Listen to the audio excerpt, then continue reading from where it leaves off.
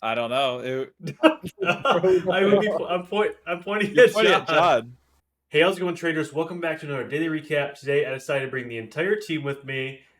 So, gentlemen, introduce yourself. Whoever wants to go first, maybe Abakar, you can go first. Yeah. Hi, my name is Avakar. I joined the PC team about 6, 7 months ago on the development side. Been leading the development of the app and been learning some trading on the side. You'll see him a lot more. He is the newest PC member, and he's currently my favorite. No, just kidding. Wow. All right, John's like, bro, I'm literally like a floor above you. Better come down there. But alrighty, John. So my name's PC John, aka Blaster Caster. I am the team editor, and I am an OG PC member. OG son, Yeah. the I like it. first. Well, my name is PC Noah, co-owner of Profit Chasers, and I've been with PC for about 3 years now. So yeah, you've probably seen a lot of me. And the team's janitor. So I just like to clean up the mess. So anyway, you guys know me. So first of all, today we're gonna go over the trades we took on Friday. This is actually like our third take. We decided to not get any of the boys' audio last time we recorded this. So again, sorry for it being a day late. But Abakar took a trade pre-market. It was one of the only long trades we took as a team.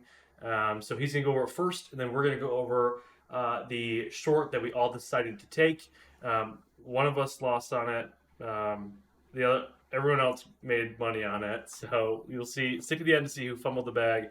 The BNZI short. But first, Avakar, if you want to share your screen, go over the trade you took and why you took it. So the trade I took Friday morning at close to 7 o'clock was AMID. Had some really good momentum coming from 430, and really historically, I saw a lot of support at this 330-ish level. We had some support here. I was looking for a second wave up. And at about this, I opened my starter at about 333. And as we got up here and broke the VWAP, I added more. My main price target was the pre-market high, mostly because we had a lot of momentum going into that move. I thought that we would have a pretty nasty pullback, so I wanted to lock in the majority of my profits moving into that 430 range. So roughly about a 25% gain, which is cool with me first thing in the morning. And ended that trade about just under $400 up. I would say the only mistake that I did make was a little bit of a boredom trade, as well out of excitement of having one of my biggest trades ever. Um, I saw this kind of retest the level here at 420, and I wanted to take some shares going long for a higher move up. I ended up stopping out because we went slightly below the moving average, but that was a boredom trade, which I will avoid doing in the future. So yeah, that's pretty much it. That's the only two trades I took that day. Real quick, one thing to add off of Abakar's long. It was the second 5 minute pullback that he did decide to trade. The first one was really early in the morning. And remember that just because it has one red candle doesn't always mean it is a 5 minute pullback. It needs to have consolidation. So he saw that it double bottomed on this consolidation zone down here.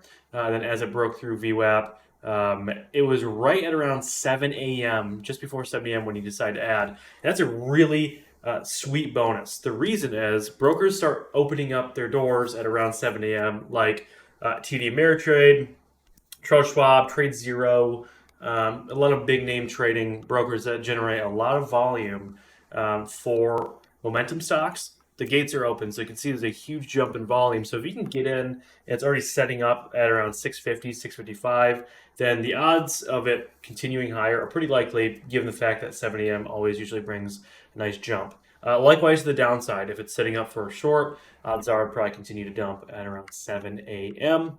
So that's all I wanted to add. And then the one thing that I would have potentially have done if I took this trade, I didn't because I was late to the party, was maybe holding through this micro pullback down here for a continuation higher. But I do understand why he decided to take all profit over high a day, because it had a pretty solid and sizable pullback. So the odds of this having a nasty pullback, I understand, was likely. But solid trade, bro. That was one for the books. So Noah, if you want to go over Yep. BNZI, the short we decided to take. So BNZI was the stock we shorted.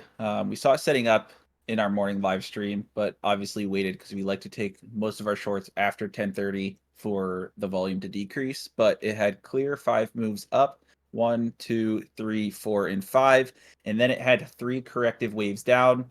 We wait for the pop, and that is where we like to start our short, as well as we saw the volume starting to decrease throughout the day. Those are the things we look for in our short, and we really liked. So we decided to enter right here in this range of 318 to 320 range. So what were you risking on that, Noah? On that So short, you had it at 318. You said was your average. yeah, 318 is my average. Obviously, in a short, we want to risk high of day, but realistically, I was only risking about 5 to 8 cents a share. In this range I saw we were in right here, the consolidation range, I was kind of risking the top of this. So, 320, 325 range.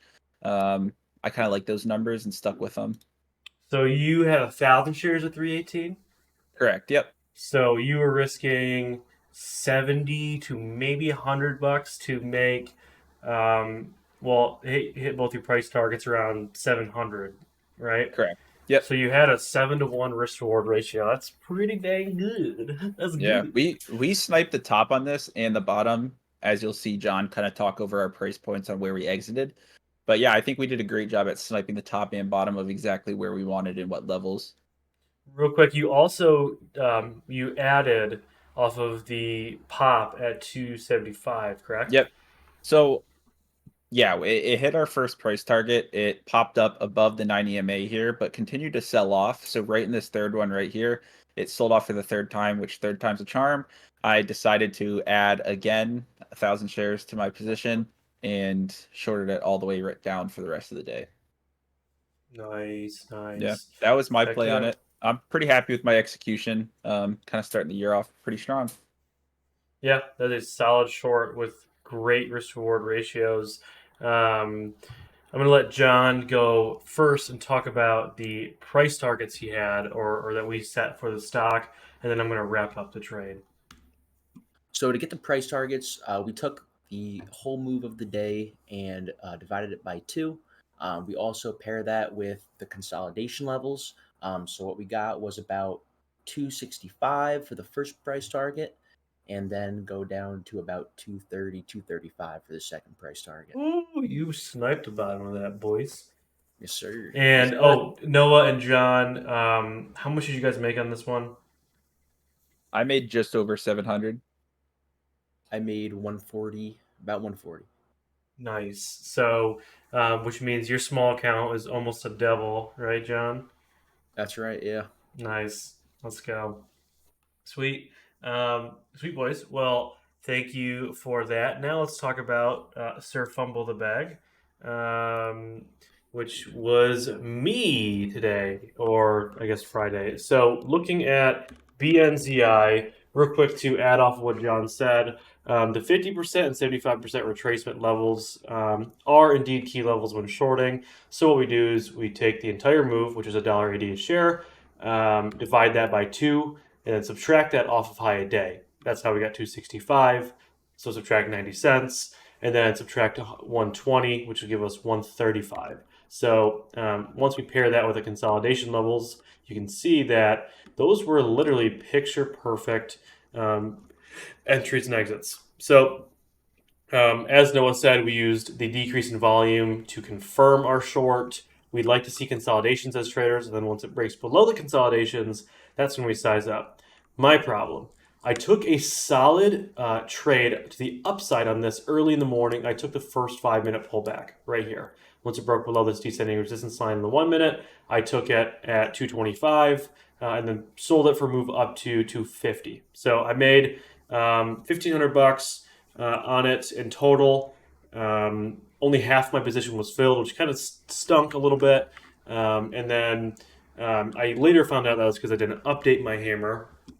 If you guys are using humor, make sure you update it. And then it was not giving, it was not giving me good fills. Like, it's not just like 1 penny a share. Actually have a video. I can probably throw it up here, or give it to John. And when I was trying to sell, I was selling at 318 to short, and it wasn't filling my order. It'd feel like 10, 20 shares, and then it'd fill 15,000 at 307. And I did not clear the order book 10 cents. It made its way down there, which stunk, but is what it is. So I really couldn't afford to risk a whole lot. I was coming off of a sizable red week. I didn't want to increase the size of that red week. So I figured, well, geez, at a 307 fill, if this starts to break out where Noah's going to cut his loss at 325, 335, now we're talking I'm down, 3 to 5K.